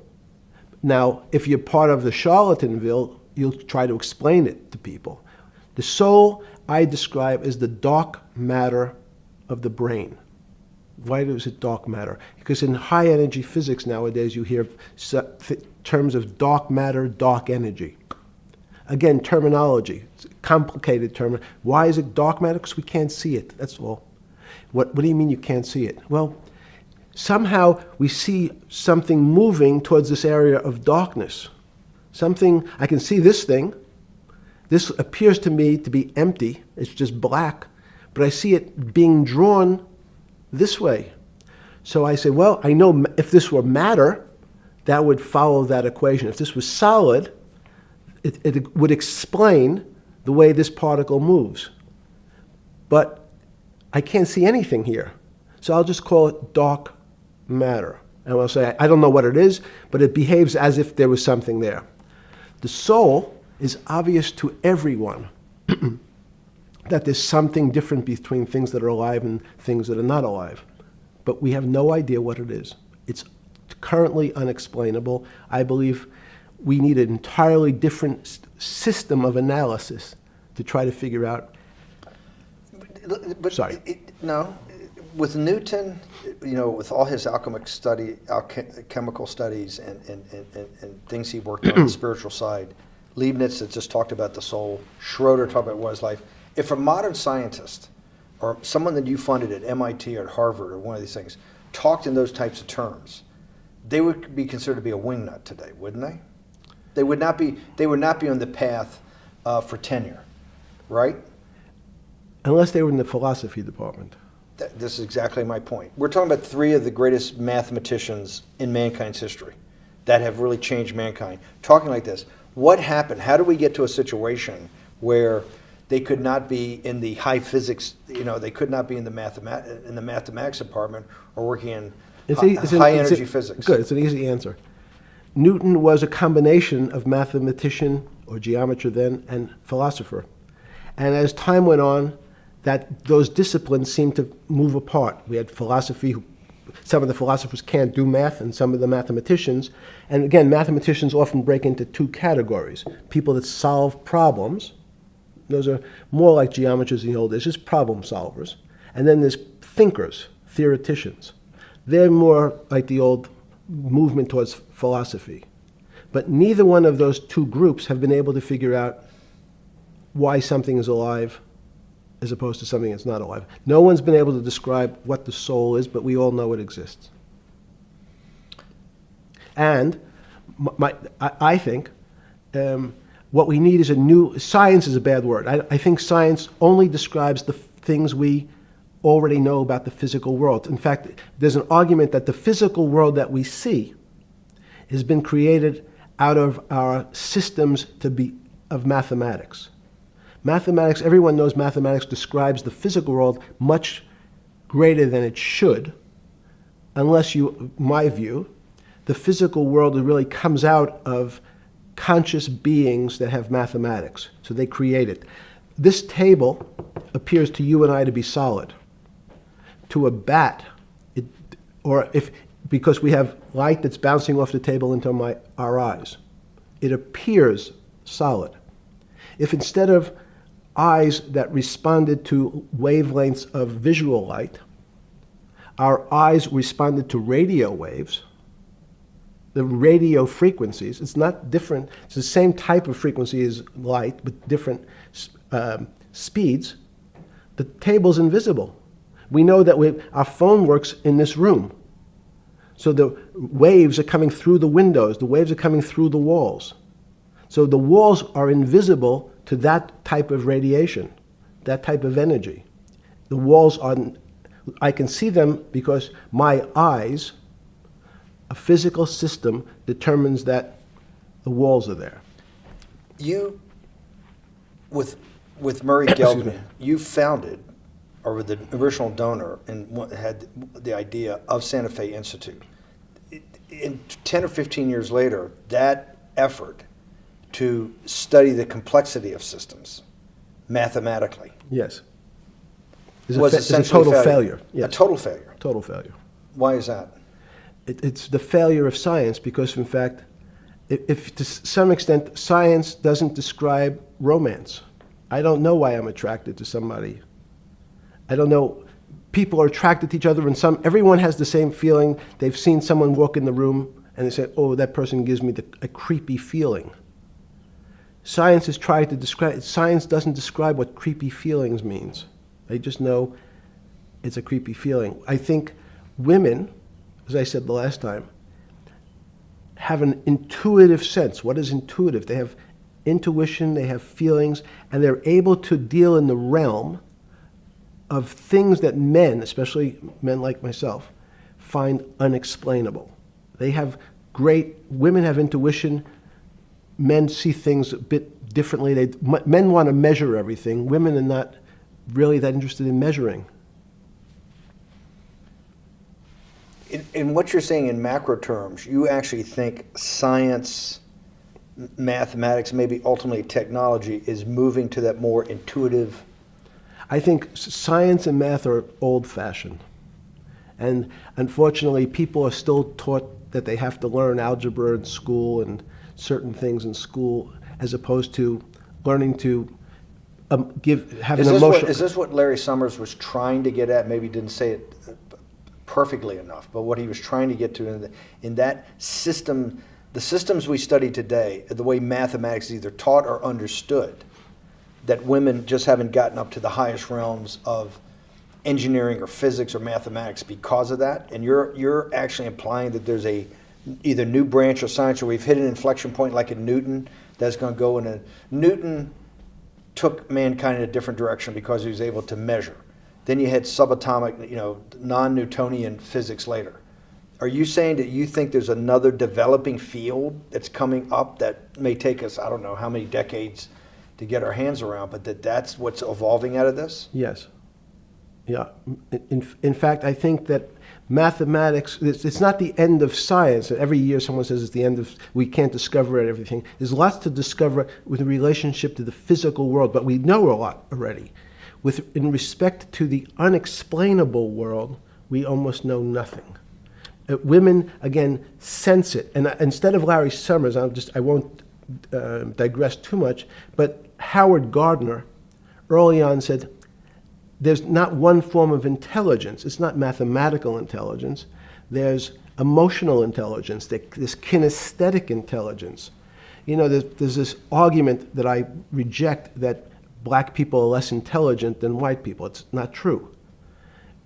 We know, for example, that if I was in the forest and I had to run from the lion or figure out a way not to be eaten, and my competition is a local African, I'm the one who's getting eaten because they have the intelligence to deal with their local environment. So it's just different. It's not better, it's not worse, but there's many differences amongst different types of people. And so people have different intelligences, and they excel in some intelligences usually, and less so in others. When did it come to, because the world of high finance is a world of pure reason, or is it a lot of emotion and gut checks and on trading desk and central banks when these decisions get made? Is it that high church, like the high church of science of high energy physics, or is it as much emotion that comes in as much as the mathematics and the reason? That's a great question. I think if you talk to really experienced and successful traders and you ask them how they know what's going on, they can't give you an answer. They don't know. They feel it. They can feel the way the market's moving. They can feel the way the stock's moving. And that these are not very well-defined terms. It's difficult to put in mathematics terms, how did I feel it? You could look back and make guesses what I was seeing. But great traders feel it and then act on their feelings. That's the difference. Many people feel it but are afraid because they want a mathematical justification before they take that next step. When you first got on the trading desk at Bear Stearns in the late 70s or mid 70s, were you shocked by how little actual understanding of mathematics that the traders comprehended? Yeah, well, again, we had a Texas Instrument calculator. Most stockbrokers, especially before 1975, if they were good stockbrokers, could add. That's about it. They could multiply. If you could multiply, you were already in the top 15% of stockbrokers. Stockbrokers simply meant there's a story. When I went to the first person, I had no money. And I said, how much money do you make a year? And he said, $400,000. I said, impossible. I'm making $10,000. That's probably more than your family had made in its entire life. Existence. Yes. And he makes that in a year. I said, what do you do? And he said, it's too complicated for you to understand, which is what the main thrust of Wall Street people, they want to tell you it's too complicated. Because if you understood that that person was simply, he had a brother-in-law, in fact, in this case, who ran the pension fund at General Motors. His brother-in-law would call him and say, buy 1,000 IBM. He'd hang up the phone, he'd write it out on a ticket and walk it to a window. That was his entire skill set. Hello, write what my brother-in-law says, walk it to a ticket window. Give me an example when you were on the trading desk in the early days of Bear Stearns of a time that you felt either complete uncertainty or you saw total panic, where something was happening that people couldn't foretell and that they were like in an airplane cockpit where it's going wrong. Walk us through that. In 1978, I think it was, across the news wires, there had been a collapse of the currency in Thailand. On the other side of the world, had no relationship to me. I wasn't sure where Thailand was. But the fact that a currency, a country's money, had all of a sudden dropped tremendously in value, affected the rest of the world's markets. And people panicked because they'd never seen that before. A very small part of a very complex system had a shock throughout the whole system. So prices on Park Avenue apartments, the bond markets, the stock markets, every started to gyrate. You know, there's an old mathematics expression that if a butterfly wings in Mexico make the wrong turn, it spins out, and eventually, by the time it gets to Canada, it turns into a tornado. So these are part of complex systems. So yeah, Wall Street in certain parts. Santa Fe Institute was supposed to actually come up with a formula for that, for the butterfly wings. Why in 15 years did you reach the end of at least that experiment? Every attempt to, that's why it's so exciting now, because I think certain people are starting to realize that there's so many things that are unexplainable that we have to think about them differently. Music is a great example. It's a common man's example. You know, when you hear a certain song, it makes you feel a certain way. How does it do that? We don't know. We can't mathematize it. And even that music, Steve, nowadays we compress music. When you have a violin, it's compressed onto your iPhone. So what does compression mean? I'm taking lots of information and I'm cutting it into lots of pieces and squishing it together. And when I squish it or compress it, I have to take out lots of pieces, but I say that they're not very important pieces. It's those pieces that we take out when we compress data, to me, are the most interesting parts of life. You just said a while ago, part of this new search for science may go back to when people were actually talking about a soul, and you said there's no doubt in your mind that there is a soul. Describe for me what you mean by that. What do you mean by soul? What do you mean soul different than the physical analog body that we're seeing on film right now? It's difficult to describe in words. I mean, I'm not a poet. Poems get a little closer to what that really means. But even the concept of what is life becomes complicated when you deal with plants and seeds. Is a seed alive? I don't know. Certain people would say, no, it's dead. When you're a banana, one of my favorite examples is the banana that's sitting on the countertop in your kitchen today. Is it alive or dead? What do you think about human life? Tell me about human life. But your banana is alive. That banana is breathing. It's on your. You say that's impossible, Jeffrey. No, it's not. Is the banana conscious? All these words. These are words. So everyone's trying to fit a very complicated concepts into a very small box called conscious or alive. These don't fit in that way. So if you put your banana in a bag and put another fruit in with it, the fruit ripens faster because the banana breathes with it. We don't understand most of those things. So you asked the big question. Sorry. You talk about the life. What about human life? What about it? Tell me what do you think? What do you think human life is? It's a miracle. It's a miracle. And when I say miracle, I can't explain it, and I make no attempt to explain it at the moment. We don't know how to think about it. And anyone, and again, another one of the Feynman quotes when he was talking about quantum physics. He said, anyone, Jeffrey, who says they understand quantum physics and quantum mechanics and quantum behavior, you know they're lying. Let's talk about it. That's post-Newtonian. Talk about what's the difference, who founded quantum mechanics, why is quantum mechanics taking Newtonian physics and taking it to the next level? It forms a much broader category. Let's go back to this desk. You use the thing of Newton using this desk. Why can't Newton's theory explain everything? Why did subatomic quantum mechanics or quantum physics have to come in to explain this? Well, so let's go right back to square one. Why is it called quantum physics? So quanta is a word that simply means packet, small amount. So it's quantized. So we recognized, when we recognized that this table appears, another very complicated word, solid to us, it's really made up of molecules or atoms. And atoms, we've given lots of names to what some of the behaviors. If you were in school, when you and I were in school in the 50s, the model was a little center thing in the middle, and an electron went around and around it. It was seen as a ball that went around and around it. And as we started to look at, say, well, let's see what this ball looks like. I want to be able to examine that little thing called an electron. We found that there was nothing there. There wasn't the thing. It was simply a cloud of energy that we can call an electron. So we already started to see mysterious things as we go into very super small quantities, quantum physics.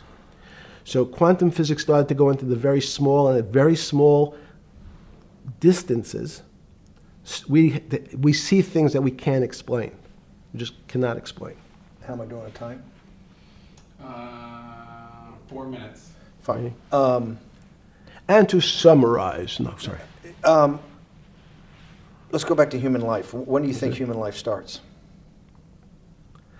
It's not these. So you see, this is the question. You're asking me to measure something again. It's the It disease.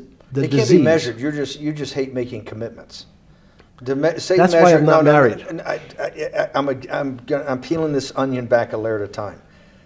All your bullshit and happy target can't be measured like that. Is that to say measure it's a commitment. You don't even like a commitment when you answer a question. I don't As know. they say in golf, commit to the shot. I don't know what it means to be measured. You do know what it means to be measured. You're one of the leading currency traders, hedge fund guys, or stock market financial wizards. You're in the high priesthood of high finance. You certainly know how to measure. That's why you're a billionaire.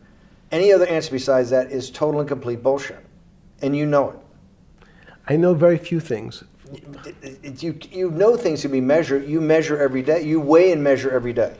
You weigh and measure people. You weigh and measure leaders. You weigh and measure economies. You weigh and measure politics. It's a very good. You weigh and measure. You weigh. Hang on. Your whole life, in fact, is measuring. So what you've now done is a great thing, is you've used the word measure, a mathematic term, in the common vernacular and abused it. So I don't even recognize what it means. It's so abusive to my field. Why? And let's go to that. In mathematics, measure means what specifically? There's no specific. It's an approximation, or giving something a number. Einstein said, we're not asking you to go to the ninth decimal point. You didn't say that before. No, you're not going to the ninth. I don't even. What if I say measure how tall are you? You'd say, in your case, 6 foot. 6 feet. But is it 6 foot 1 inch? Give or take, between 5'11" and 6 feet. But what's that? So the question is, I want an accurate. I got Zeno's paradox. I don't even know what it means to measure you. Am I measuring the top of your hair, the top of your skull, and the finer, the more. You're being rabbinical. This is like. I shaved my beard off. I used to be rabbinical. No, my point is, isn't that going through the Torah where you're parsing every definition? No, so however we broadly define measure, your life literally is about measurement, is it not? It's about putting numbers on things so that I can try But that's my measurement. best. That you can call it whatever you like. If that Well, what do makes you feel better. What do you know? No, Because I I'm want to make you related happy. back to your scientific inquiry. No, even a number. People don't. A number is a complicated When did thing. you come? When did you come to this When did you come to this aha moment? Was when it was in your solitary confinement, when the biggest financial crisis in world history was going on, in your 7x9 jail cell with your metal bed and your two brushes because you were a trustee with the brown uniform on, trustee spelled wrong. Is that the moment of clarity that you had about science and Newtonian physics and everything that we can measure is really not going to be the way we go forward? It's going to be much more esoteric, emotional intelligence thing. Was that your moment of clarity? I wish it was, because it would make such a great story for this interview, but it's not. It's the fact that I lead such a privileged life to come across. But when did you? If it didn't happen then, when did it? Or did it happen before? I was going to hopefully get to the. Okay. I'm in a privileged position to have some of the world's smartest people come to my house and tell me what they think about different subjects, and I finally realized that the thing that they had most in common was there was this area, no matter how smart they were, that when I asked them the questions, they said they'd have to resort to a 500 or 1,000-year-old response to that question, which was, I don't know. You know who else found that out? Socrates. That's what Socrates kept doing, right? Socrates kept asking all the experts. He would go through, question after question after question, and realize at the end they didn't really know. They really didn't basically understand what they were talking about. And one of the things that people won't enjoy, it turns out that potentially one of the bad things to teach children is how to write. Writing, reading, and arithmetic was supposed to be, everyone's supposed to be taught. But writing forces you into a very narrow channel of thinking. You have to write in a certain form, in a certain way, in a certain linear pattern. So your thinking becomes somewhat narrow. The reason I brought up writing is one of the recent discoveries of mine with respect to Socrates, Plato, and Aristotle is they never wrote anything. They spoke, and people around who could write wrote. Socrates could think. So that was. Jesus of Nazareth was the same way, right? Never wrote anything. I thought he was a carpenter. He was a carpenter. Didn't he need like a little carpenter's tonight? I don't want to get that. But at least his written record. Right. One last thing. Sure. Thank you for having me to your house.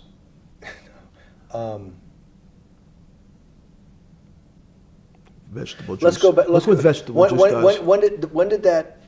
The beginning of that. Was there any one aha moment in all these great thinkers? Did it happen before 2008? Was it after? That came up over, I know, many years. But when did you actually realize, hey, something new's got to be developed? Yeah, that's great. Is that because again, I'm privileged enough to have people around me who've given lots of philanthropic gifts to institutions of higher learning, and when I said the impact, how do you judge the impact of your giving?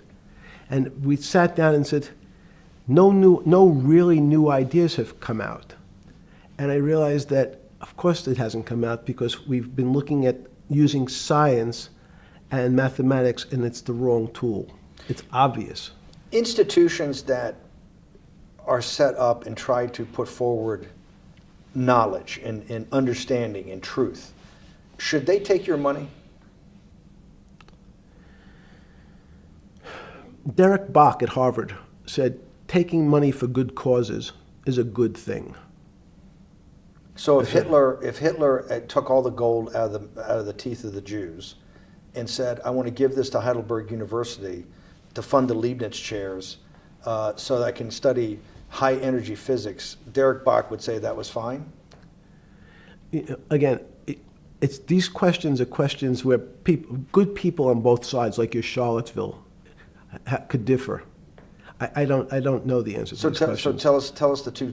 Give us the two answers. The one answer why it shouldn't be, and then the one answer. Derek Bach says, I'll essentially take cash from anybody because I got so many projects, so many good guys, and this is the way I'll do it. So I'm indifferent to where the cash comes from. Money's money. And if I got good guys, I'm the fiduciary that says these are good people and this is good research, okay? I'll take the cash from any source, including you. What's the other argument? Let me give you that. I know in my case, Is your money dirty money? If you live, I just asked a question. Is your money dirty money? No, it's not. So, in fact, why is it not dirty money? Because I earned it, But you earned it. I earned it legally. We went back to this before. You earned Yes. it. You earned it, advising the worst people in the world, right? That do enormous bad things, and just to make more money. So, instead of asking me the question, should you take the money? Because I think it's a legitimate question. You think it's a legitimate question? Yes, no Why? question.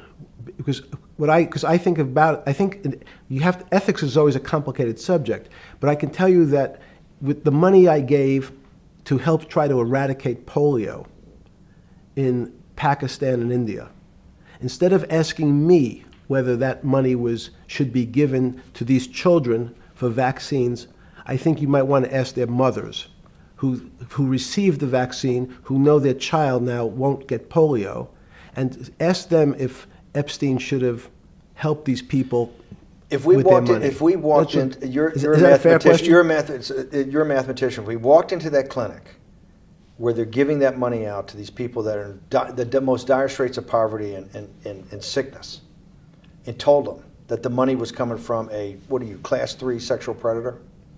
Tier 1. What's tier 1's the highest and worst? No, I'm the lowest. I'm the lowest. You're the lowest. Okay, tier 1, you're the lowest. But a criminal. Yes. That the money came from them. What percentage of people do you estimate? I understand you don't like probabilities. Do you estimate would say, I don't care, I want the money for my children? I would say everyone said, I want the money for my children. Did they know where the money came from? I think if you told them, if I told them the devil, 100%. the devil himself. The devil himself said, I'm going to exchange some dollars for your child's life. Do you think you're the devil himself? No, but I do have a good mirror. It's a serious question. Do you think you're the devil himself? I don't know. Why would you say that? Because you have all the attributes. You're incredibly smart. You remember the devil is Was somebody the devil knows smart? The devil's brilliant. You read Milton's Paradise Lost. No, the devil scares me. Satan is at the number 1 or 2 archangel, and the reason he goes to hell and leads the rebellion is because he can't be the top guy. And his thing is, I'd rather reign in hell than serve in heaven. I saw that in a movie once called American Dharma. I don't remember who said it. Okay, we have to go. Okay, good. Okay, that was good.